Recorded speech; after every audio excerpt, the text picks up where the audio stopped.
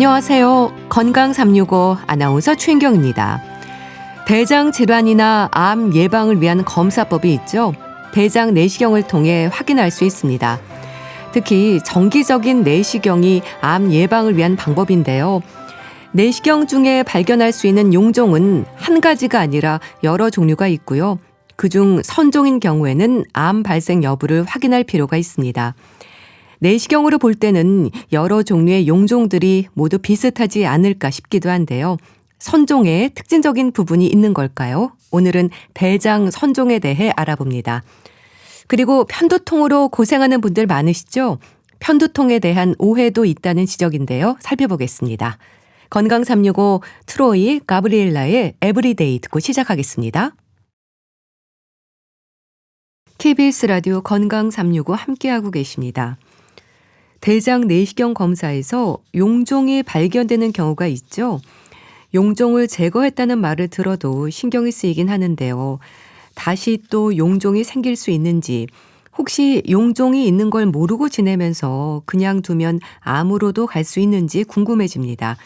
순천향대 부천병원 소화기 내과 이원명 교수에게 도움 말씀 듣겠습니다. 교수님 안녕하세요. 안녕하세요. 네, 반갑습니다. 대장 내시경 검사를 하기 전에 용종이 있으면 떼어낼 건지 여부를 확인을 하잖아요. 대부분은 용종을 제거하죠? 네, 맞습니다. 대장 내시경 중 발견되는 용종은 육안으로는 암으로 진행할 수 있는 용종인지 100% 확실하게 구분하기는 어렵습니다. 네. 따라서 대장 내시경 중에 용종이 발견되면 대부분 절제하는 것을 원칙으로 하고 있습니다. 네. 그런데요, 용종을 제거한 분들이 궁금해하는 게 용종이 또 생길 수 있는지, 있던 자리에 또 생기는 건지 이런 부분이거든요. 어떨까요? 용종은 제거한 자리에서 불완전 절제로 인해 재발할 수도 있고, 네. 대장의 전혀 다른 부위에서 새로운 용종이 생길 수도 있습니다. 네. 특히 이제 연세가 드실수록, 그리고 이전에 용종이 있었던 분일수록 대장 내 환경적인 요인에 의해서 새로운 용종이 발생할 확률이 좀 더 높습니다. 네. 용종의 종류가 한 가지가 아니지 않나요?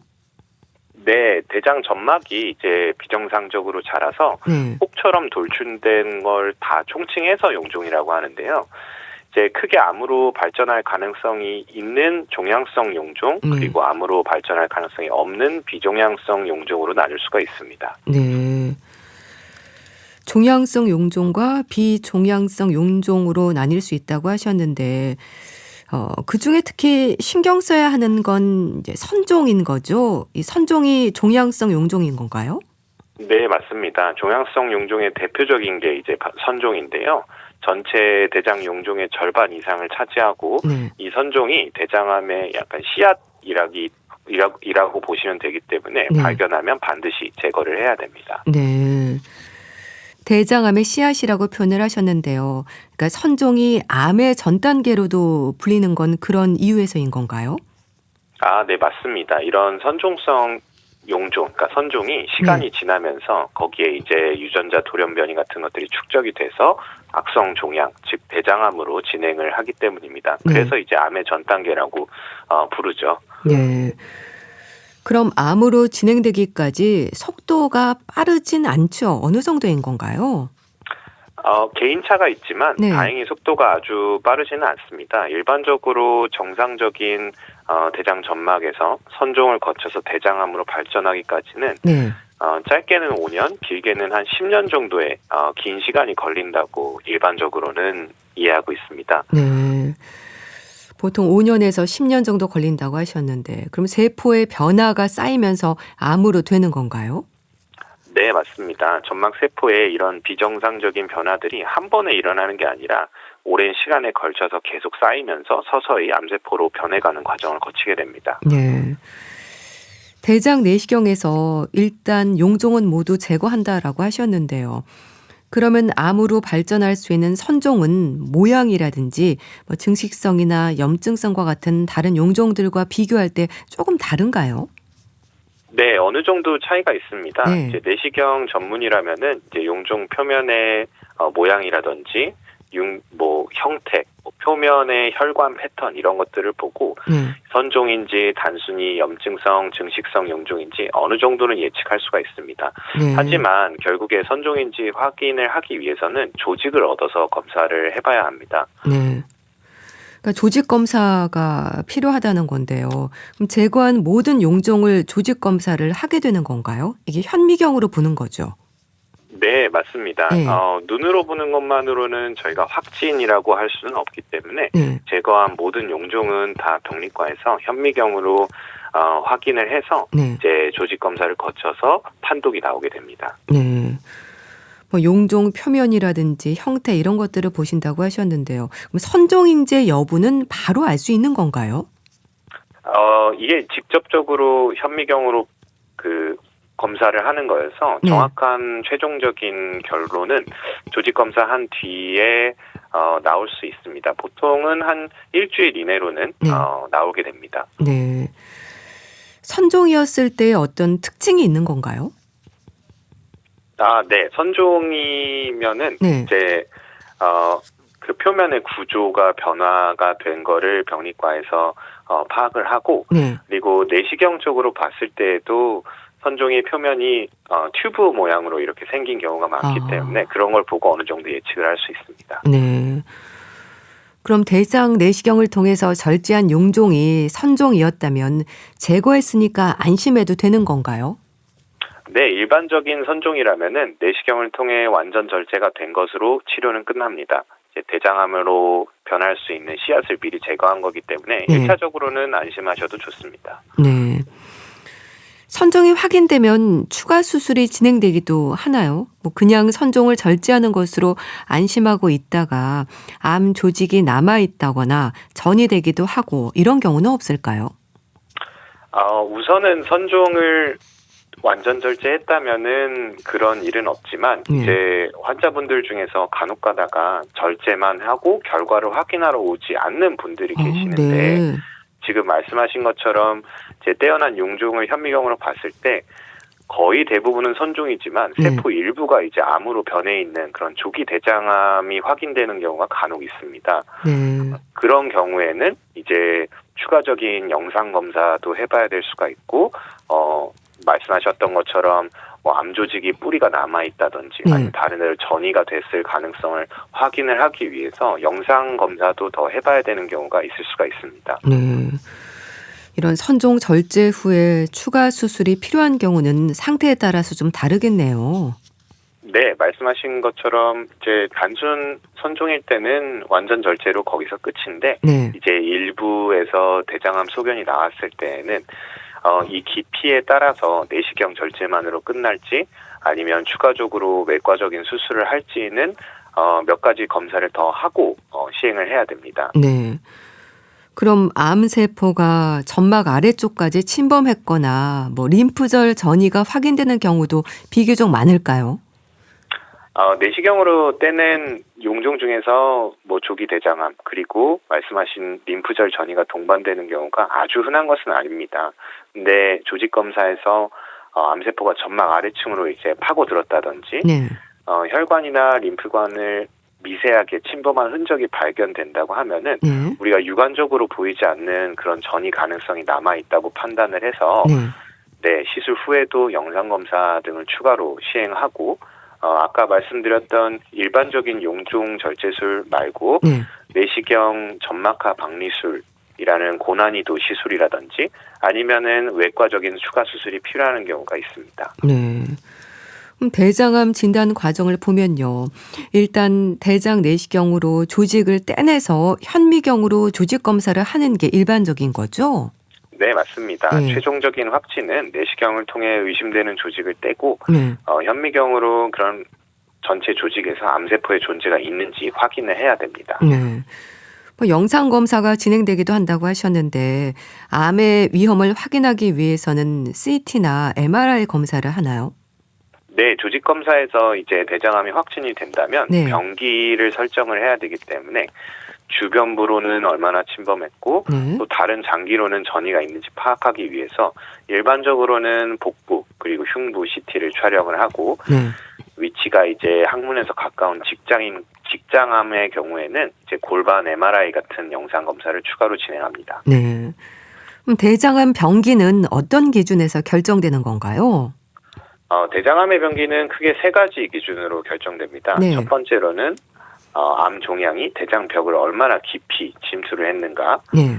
둘째는 주변 림프절로 얼마나 퍼졌는지. 네. 그리고 세 번째로는 원격 장기, 그러니까 대장 제외하고 멀리 있는 장기. 네. 대장암에선 대표적으로 간이나 폐 같은 데가 있을 수가 있는데 그런 데로 퍼졌는지를 확인을 하고 이 세 가지 요소를 종합을 해서 1기부터 4기까지 병기를 설정하게 됩니다. 네. 뭐 대장벽 침범 여부라든지 또 림프절 침범 여부, 더불어서 전이 여부가 또 중요하군요. 네, 전이 여부는 굉장히 중요합니다. 네. 이제 대장벽 내에만 국한된 경우와 주변 림프절로만 국한된 경우에는 네. 대부분 외과적인 수술로 완치를 기대를 할 수가 있는데 다른 장기로 전이된 경우에는 수술을 아예 못하는 경우도 있을 수가 있고 수술을 하더라도 범위가 달라지는 경우가 있기 때문에 전체적인 치료 방침이 완전히 달라지게 됩니다. 네. 그럼 대장암의 경우는 어디로의 전이가 특히 많은 건가요?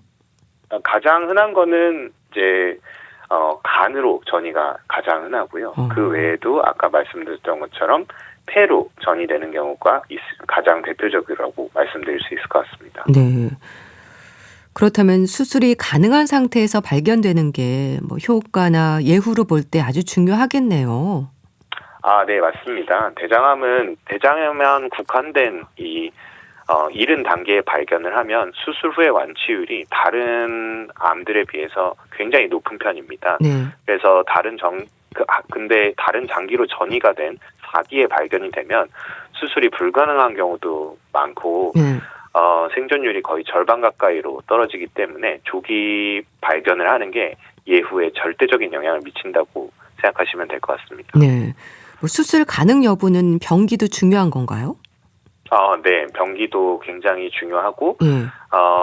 1, 2, 3기는 대부분 다 수술을 할 수 있는데 네. 4기에서는 이제 전이가 있다고 봤을 때 전이의 분포가 어느 정도인지 이런 것도 영향을 미치게 됩니다. 네. 당연히 조기에 발견해서 치료하는 게 재발이라든지 뭐 생존율에서도 높은 결과를 보일 텐데요. 그래서 강조가 되는 게 예방과 조기 발견을 위한 대장 내시경 검사인 거죠? 네, 그렇습니다. 대장 내시경은 대장암을 조기에 발견하는 역할도 하지만 결국 대장암의 씨앗인 종양성 용종들을 미리 발견해서 제거를 함으로써 발생 자체를 사전에 차단하는 가장 확실하고 예방적인 목적의 검사입니다. 이제 국가에서 시행하는 분변 자멸 검사도 있지만 그것보다 더 확실하게 할 수 있는 게 결국 대장 내시경 검사라고 할 수 있습니다. 네. 그런데요, 대장 내시경 검사가 권고되는 나이가 있잖아요. 젊은 사람들은 소홀할 수도 있을 텐데 요즘 젊은 사람들의 대장암 발생 위험도 높아지고 있다고 들었습니다. 왜 그런 건가요?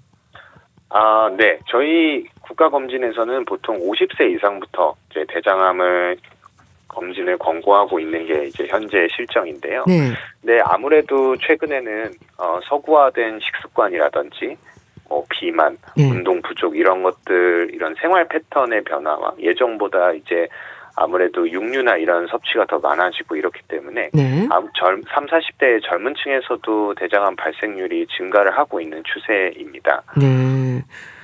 그렇다면 자신의 식습관이라든지 가족력이 있으면 나이와 상관없이 대장 내시경으로 확인하는 게 좋을까요? 네, 맞습니다. 특히 직계 가족 중에서 대장암 환자가 있는 가족력이 있는 분이시라든지 비만이라든지 육류 위주의 식습관을 가졌거나 흡연자 같은 경우에는 이제 고위험군에 속할 수가 있기 때문에 이런 분들이 평소랑 다르게 배변 습관의 변화가 생겨서 갑자기 변비가 생긴다든지 아니면 혈변이 나오거나 이런 증상이 동반됐을 때에는 나이와 상관없이 내시경 검사를 꼭 받아보시는 게 좋습니다. 네. 가족력이 있는 경우에는 얼마나 좀 더 빨리 하는 게 좋을까요?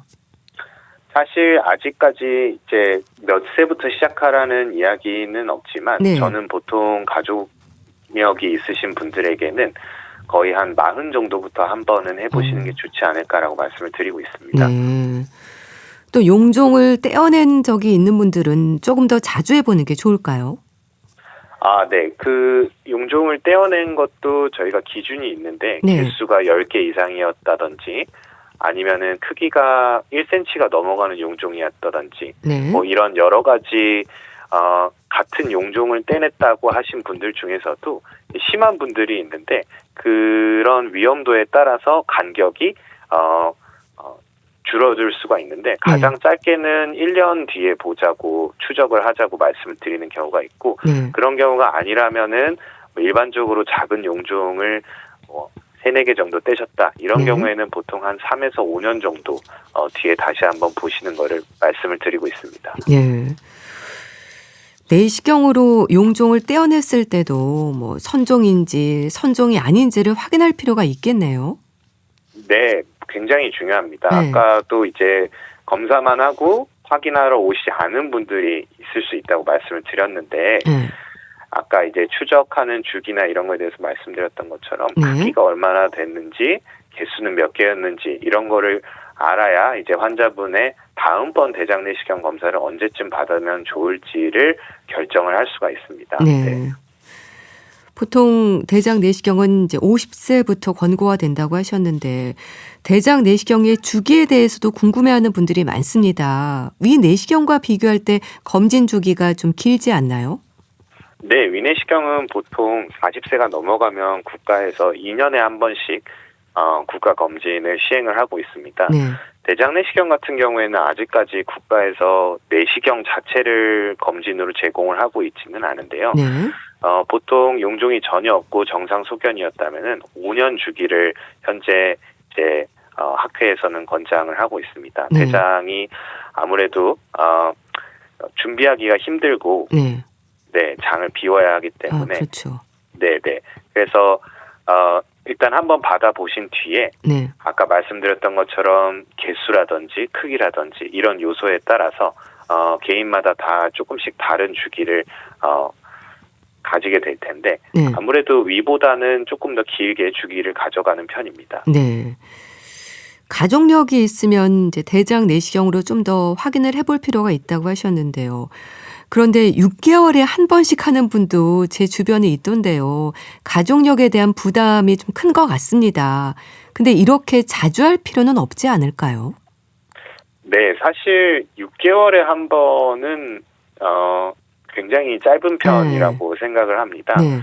보통 저희가 이제 6개월을 뒤에 추적을 하기를 권고하는 경우는 네. 만약에 크기가 큰 용종, 그러니까 1cm가 넘어가는 용종을 제거를 했는데 그 용종이 완전 절제가 아니라 불완전 절제가 됐을 때 6개월 정도를 추천을 하지 네. 만약에 별 문제가 없었거나 아니면 단순 가족력이 있기 때문에 6개월마다 하는 것은 제 생각에는 너무 짧은 주기지 않나라고 생각합니다. 네. 용종의 경우에도 유난히 용종이 많은 분들이 있잖아요. 이런 경우는 왜 그런 건가요? 그런 분들이 분명히 계시고요. 네. 매번 할 때마다 여러 개씩 이렇게 떼는 분들이 계시는데 아직까지 뭐 한 가지 원인에 의해서 그게 생긴다고 단정짓기는 어렵지만 네. 보통은 흡연이라든지 식습관이라든지 네. 이런 것과 연관이 있는 경우가 관련성이 굉장히 높았습니다. 근데 용종 개수가 많은 분들도 있는데요. 교수님은 많으면 어느 정도까지 제거한 경우가 있으세요? 가장 많이 제거를 했을 때는 거의 30개 가까이도 한 적이 있었던 것 같습니다. 네. 그러시군요. 이렇게 용종 개수가 좀 많으시거나 자주 생기는 분들이 있으신 거죠? 맞습니다. 그런 분들이 개인차가 있을 수 있습니다. 네. 그런 분들은 특히 더 검진을 해볼 필요가 있는 거고요. 네, 맞습니다. 네. 대장암 예방을 위해서 꼭 강조하고 싶은 말씀 주세요. 네. 대장암은 초기에 통증이나 특별한 증상이 없는 경우가 대부분입니다. 네. 이제 체중 감소라든지 혈변 이런 증상이 나타나서 병원에 오시면 이미 진행이 어느 정도 된 경우가 많습니다. 네.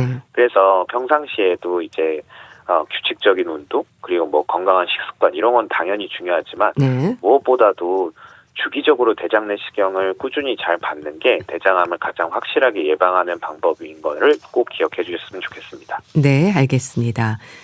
오늘은 대장 선종과 관련해서 말씀드렸는데요. 순천향대 부천병원 소화기 내과 이원명 교수와 함께했습니다. 감사합니다. 감사합니다. KBS 라디오 건강 365 함께하고 계신데요. 양수경의 그대의 의미 듣고 다시 오겠습니다. KBS 라디오 건강 365 함께하고 계십니다. 편두통이 있다는 말 흔히 합니다. 그런데요, 한쪽 머리가 아픈 게 편두통일까요? 편두통에 대한 오해는 없는지 궁금한데요. 가톨릭대 인천 성모병원 가정의학과 서민석 교수에게 도움 말씀 듣겠습니다. 교수님 안녕하세요. 네, 안녕하세요. 편두통이 흔한가요? 제 주변에서도 스스로 편두통으로 생각하는 분들이 많은데 어떨까요?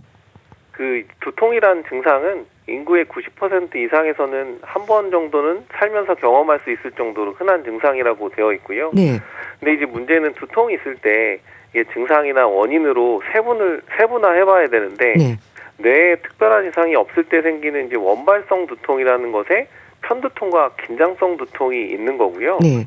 이 1차성 원발성 두통에서 가장 흔한 거는 사실 긴장성 두통입니다. 네. 그래서 긴장성 두통이 평생 유병률이 한 30%에서 80%까지 보고가 되고요. 네.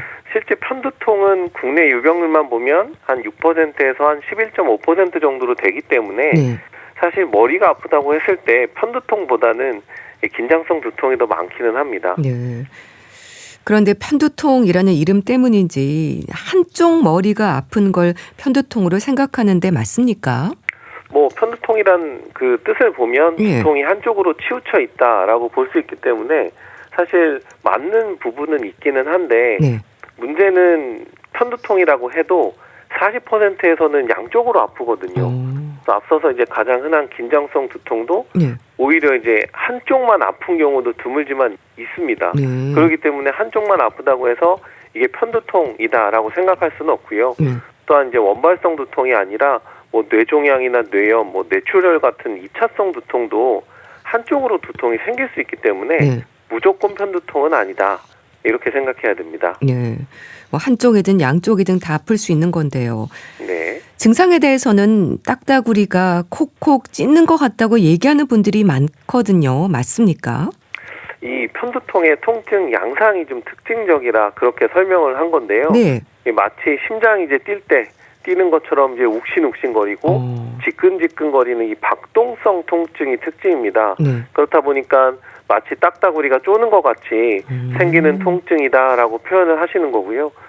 상대적으로 이제 긴장성 두통 같은 경우에는 약간 머리가 둔하고 조이고 묵직하다 뭐 이런 식으로 표현을 하시고요. 네. 꼭 한쪽 머리가 아픈 것도 아니라고 하셨는데 편두통에 대한 오해들이 좀 있는 것 같습니다. 일단 편두통은 왜 편두통인가요? 이 앞서 한쪽만 통증이 있을 때 네. 모두 편두통은 아니라고 말씀드리긴 했지만 네.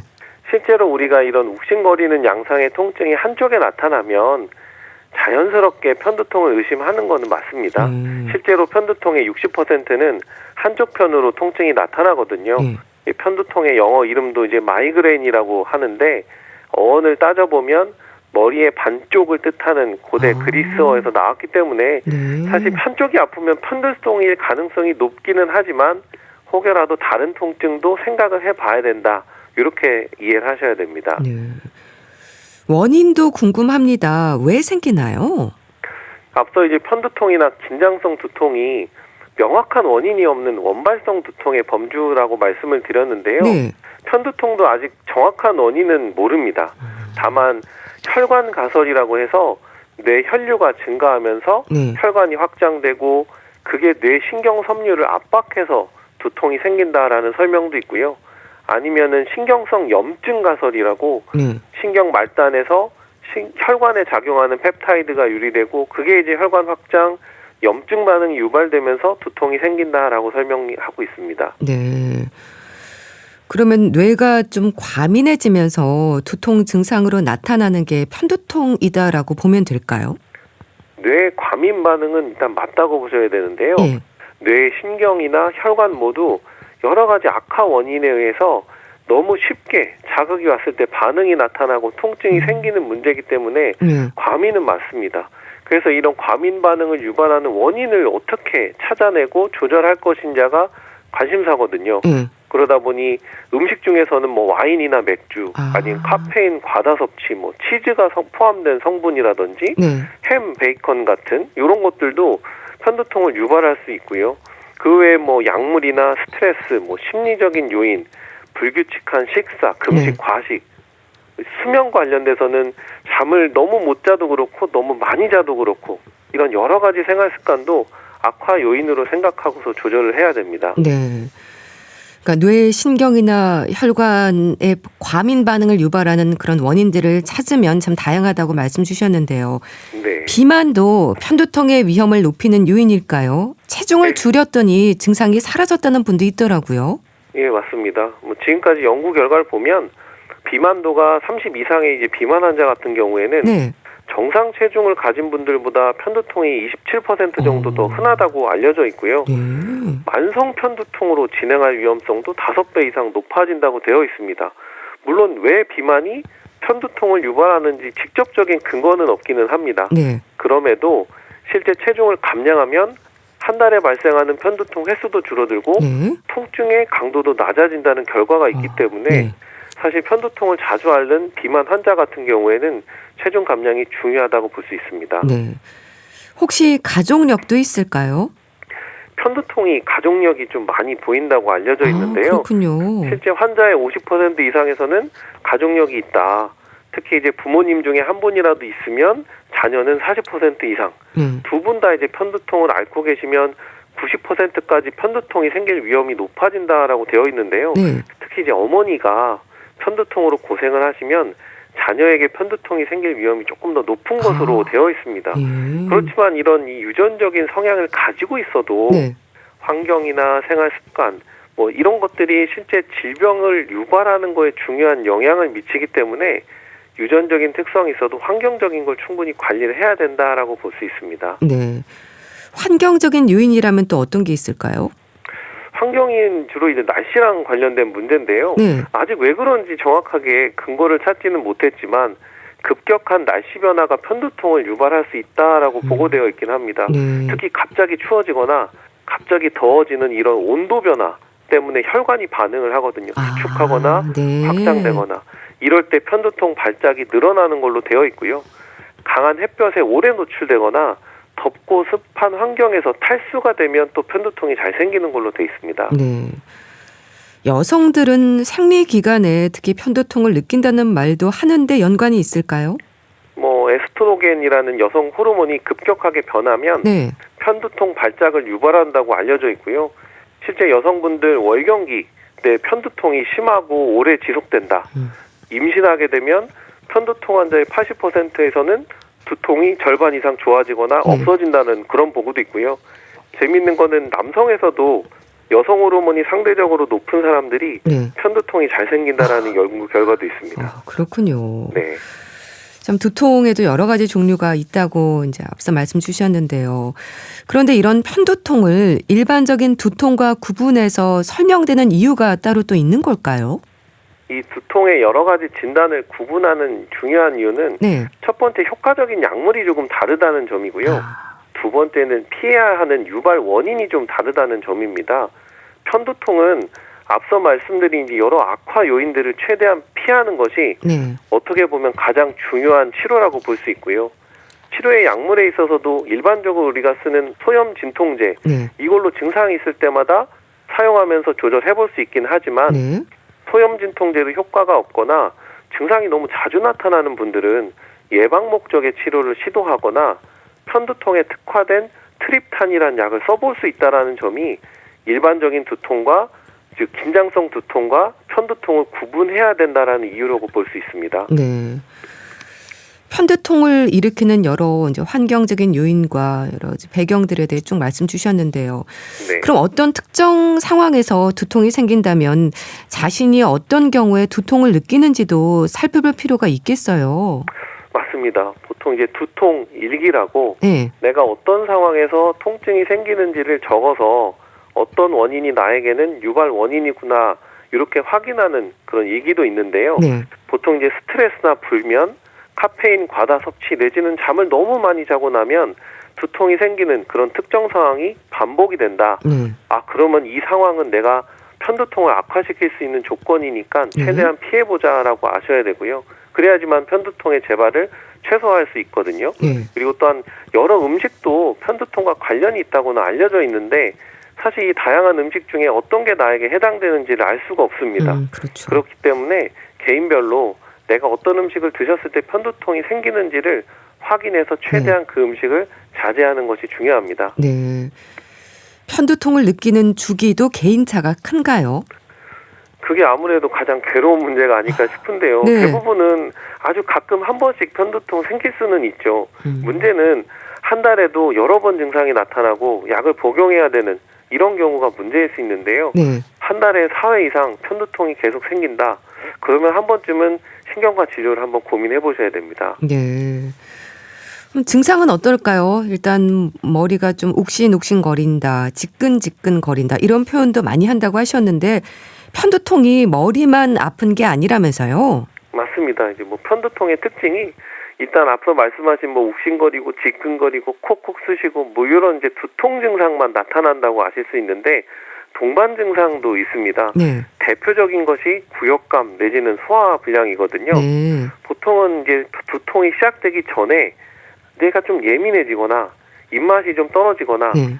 눈이 좀 번쩍번쩍거리면서 눈이 부시다 이런 증상이 전조 증상, 두통 전에 나타날 수 있고요. 네. 이런 전조 증상이 생긴다 그러면 이제 두통이 시작될 수 있겠구나 생각을 하셔서 휴식을 취하면서 약을 드셔야 되는데 대부분 보면 편두통 자주 앓으시는 분들은 두통이 시작되기 전에 압니다. 이제 곧 오겠구나. 그때 그러시군요. 바로 약을 드시는 게 필요합니다. 네. 네. 뭐 스트레스, 불면, 카페인 과다 섭취, 여러 가지 음식들 이런 것들이 영향을 준다고 하셨는데요. 네. 그러면 생활 습관 조절에 따라서 이렇게 편두통의 증상을 줄일 수 있다면 특별히 약을 먹지 않아도 괜찮은 걸까요? 이 편두통이 경미한 경우에는 사실 잠시 휴식을 취하면서 좀 증상 조절을 해볼 수 있거든요. 네. 그래서 보통은 이제 두통이 심할 때는 조금 한숨 자고 나면 좋아지는 경우들이 있습니다. 물론 약을 드시고서 쉬면 더 빨리 좋아지기 때문에 고생하지 않을 수는 있는데요. 어쨌든 이렇게 휴식을 취하는 거, 외부 자극, 눈이 부신다든지 이런 환경도 영향을 주기 때문에 네. 이런 생활 환경을 좀 바꿔보는 것도 도움이 되고요. 혈관이 확장되면서 통증이 유발되기 때문에 이제 냉찜질 같은 것도 좀 해주시면 도움이 될 수는 있습니다. 네. 편두통의 위험을 높이는 요인들이 많아서 증상을 느끼는 분들은 일상이 너무 힘들 것 같은데요. 고생하시는 분들은 주로 어떤 말씀을 하세요? 편두통이 이제 자주 안 생기거나 그냥 일반적으로 쓰는 소염진통제 쓰면서 조절이 가능한 분들은 사실 큰 문제가 없는데 네. 그냥 일반 진통제를 썼는데도 편두통이 너무 조절이 안 된다. 너무 자주 생긴다. 이런 분들은 실제 일상생활이 너무 어렵거든요. 잠도 잘 못 주무시는 경우들이 많고 또 중요한 문제는 이게 또 언제 통증이 생길지 불안하거든요. 그렇죠. 일상생활에 지장이 너무 크니까 일이나 학업에 영향이 있고 사실 그거에 동반돼서 우울감이 생기는 경우들도 있습니다. 환자들이 이게 말씀하시죠. 너무 아프다. 근데 일상생활을 못하겠다. 언제 아플지 불안하고 우울하다. 그래서 일단은 생활 습관이나 악화 요인을 피해도 최대한 피했는데도 아프고 약도 먹어서 아프다. 너무 괴롭다. 이렇게 표현하시기도 합니다. 그러면 편두통의 치료가 필요한 경우는 증상이 좀 심할 때인가요? 약물이 처방되기도 하던데요. 편두통이 이제 경미한 경우에는 약이 필요 없는데 편두통이 이제 중등도 이상의 통증으로 나타날 때는 사실 약물 치료를 해야 되고요. 통증이 나타나기 전부터 초기에 복용을 하는 게 효과가 좋습니다. 아까 이제 전조 증상이라고 두통 전에 이제 두통이 올 것 같아라고 알게 되면 그때 바로 진통제를 복용하고 그리고 휴식을 취해야지 통증이 금방 가라앉지 이게 좀 참아봐야 되겠다. 그래서 약을 좀 늦게 드시게 되면 오히려 더 아프고 오래 아플 수 있거든요.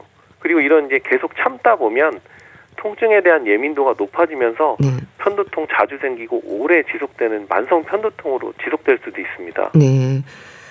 그래도 편두통에 효과가 좋은 약들이 있는 거죠. 맞습니다. 기본적으로 우리가 이제 소염진통제 아주 약한 경우에는 이제 아세타미노펜의 타이레놀 계통의 약을 드실 수도 있는데요. 네. 그게 안 된다고 하면 이제 트립탄이라는 편두통에 특성화된 약도 있고 예. 요즘에는 또 그 주사제 예방약제들도 잘 나와 있어가지고 먹는 약으로 예방약제를 쓰거나 아니면 주사로 예방 치료를 하는 경우도 있어서 네. 충분히 관리는 가능합니다. 네. 근데 편두통이 자주 오시는 분들도 많으신데요. 좀 네. 오랜 기간 드셔도 괜찮은 건가요? 사실 오랜 기간을 드시면 안 좋은 점도 있기는 합니다. 예. 그러니까 꼭 필요할 때는 약을 드셔야 되는데 편두통이 너무 자주 와서 소염진통제나 아니면 트립탄 계열의 약을 너무 오래 드시게 되면 네. 이게 너무 민감해져서 나중에 만성 편두통으로 진행하는 경우가 있거든요. 네. 사실 이렇게 자주 생기는 분들인 경우에는 그때그때 진통제를 쓰는 것보다는 미리 예방약제를 써서 편두통이 자주 재발하지 않도록 해줘야 되는데 예. 그걸 잘 모르시고 너무 마음대로 이제 진통제 쓰시다가 증상 조절도 안 되고 오래가고 고생하고 그런 분들도 있습니다. 네. 네. 자, 그럼 일상에서는 어떤 노력이 좀 필요할까요? 아무래도 본인이 예민해지는 부분을 피하는 것도 방법이지 않을까 싶은데요. 편두통은 이제 유발 원인을 피하는 게 가장 중요한 예방 치료라고 볼 수 있는데요. 평소 편두통을 잘 유발하는 음식, 뭐 생활 습관 이런 거 꼼꼼히 기록해 보시고 피해 보시는 게 중요하고요. 당연히 이제 스트레스나 피로 관리를 충분히 하는 것도 중요합니다. 네. 그리고 이제 증상이 생길 것 같다 하실 때는 조용하고 약간 어두운 곳에서 잠시 휴식을 취하는 것, 또 이제 긴장된 상황에서는 긴장을 좀 풀어주는 근육 이완요법, 뭐 명상이라든지 심호흡을 해주는 것도 증상을 완화시키는데 도움이 될 수 있습니다. 네. 편두통도 만성으로 이어지기도 하나요? 이게 뭐 급성 편두통보다는 오히려 만성 편두통이 잘 조절하기가 좀 어려운 부분이긴 한데요. 네. 3개월 이상 두통이 지속되는데 한 달에 이제 15일 이상, 그 중에서 8일 이상이 편두통 양상이다. 그럼 이제 만성 편두통으로 진단할 수 있습니다. 아까도 이제 진통제 남용이 좀 문제라고 말씀드렸는데 만성 편두통이 생길 수 있는 게 약물의 오남용이거든요. 예. 그래서 두통을 피하려고 진통제를 좀 과다하게 지나치게 복용을 하다 보면 그 만성 편두통으로 진행을 하고 네. 특히 이제 또 스트레스나 불안, 우울 같은 심리적 요인들이 해결되지 않고 만성화되는 분들 이런 분들한테서도 만성 편두통이 잘 생길 수가 있습니다. 네. 그리고 평소에 너무 편두통이 자주 오거나 한 번 왔을 때 증상이 심한 분들도 만성으로 진행될 위험성이 있기 때문에 네. 내가 편두통이 자주 생기고 너무 심하다. 그렇다고 하면 신경과 전문의랑 상의를 해서 왜 이 편두통이 생기는지 이 유발 원인을 조절하고 약물 치료를 적당하게 해야 네. 그래야 만성 편두통으로의 진행을 예방할 수 있습니다. 네. 그래서 편두통이 있는 분들은요, 여러 방법들을 쓰시는데 편두통일 때 머리끈을 꽉 묶어두는 건 어떨까요? 증상이 좀 나아지는 것 같다고 하는데 머리가 너무 눌리지 않을까요? 그것도 적당히 하면은 도움이 될 수는 있는데요. 네. 편두통이 혈관이 이제 확장이 되면서 통증을 유발하는 것이기 때문에 약간 조여주는 것도 혈관을 좀 압박하는 효과가 있고 앞서 이제 냉찜질 같은 경우에도 차갑게 해주면 혈관이 수축하면서 두통을 완화에 좀 도움이 될 수 있습니다. 근데 너무 세게 조이게 되면 이제 너무 세게 조이는 거에 반발로 또 혈관 확장이 생기면서 예, 편두통이 유발될 수 있어서요. 너무 세게 조이는 거는 좋지는 않습니다. 그럼 머리 지압은 도움이 되는 거죠? 꾹꾹 눌러주는 거요. 지압 같은 경우에는 사실 그 압력을 통해서 그 주변 근육을 좀 풀어주는 효과가 있어서 사실 혈관이나 신경에 의해서 생기는 편두통보다는 긴장성 두통일 때 마사지가 조금 더 효과가 있을 수 있는데요. 사실 긴장 완화의 측면에서 보면 마사지를 해줄 때 편두통도 어느 정도는 호전될 수 있습니다. 긴장이 풀리기 때문에. 네. 자, 그럼 편두통에 대한 검사를 받아볼 필요가 있는 경우랄까요? 뭐 증상도 다양해서 여기저기 많이 다니실 것 같은데 짚어주시죠.